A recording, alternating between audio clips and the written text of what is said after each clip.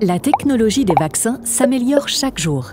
Lorsque de nouvelles maladies comme la Covid-19 apparaissent, des scientifiques du monde entier s'efforcent de développer des vaccins sûrs et efficaces dans le but de maintenir nos communautés en bonne santé et prévenir ou arrêter les épidémies. Découvrons ensemble comment les vaccins sont fabriqués et les nombreux tests qu'ils doivent passer avant de pouvoir être utilisés. Lorsque les scientifiques veulent mettre au point un nouveau vaccin contre une maladie spécifique, ils doivent d'abord examiner de près le virus ou la bactérie qui la cause et comprendre comment il ou elle attaque le corps.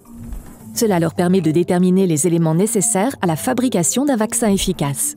Quand un vaccin est mis au point, les scientifiques doivent effectuer des tests pour voir comment notre système immunitaire réagit au vaccin. Incite-t-il le système immunitaire à lutter contre la maladie? Est-il sans danger? Provoque-t-il des effets secondaires? Les premiers tests sont principalement effectués sur des animaux comme des souris de laboratoire. S'ils donnent de bons résultats, les scientifiques commenceront à tester le vaccin sur l'homme en 3 phases appelées les essais vaccinaux. Les personnes participant à ces tests sont toutes volontaires.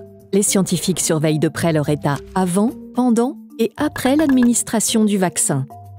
Les médecins les examinent aussi régulièrement et leur demandent comment ils se sentent pour s'assurer que le vaccin est efficace et sans danger pour les humains.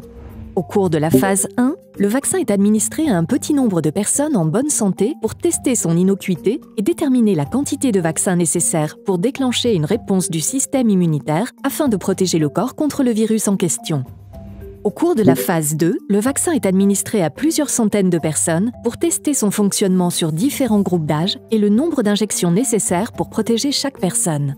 Au cours de la phase 3, le vaccin est administré à des milliers de personnes pour tester l'efficacité du vaccin contre la maladie. Les volontaires sont répartis au hasard en 2 groupes. Un groupe reçoit le nouveau vaccin, tandis que l'autre groupe reçoit un placebo qui est soit un faux vaccin, composé uniquement d'eau salée, soit un vaccin qui protège contre une autre maladie.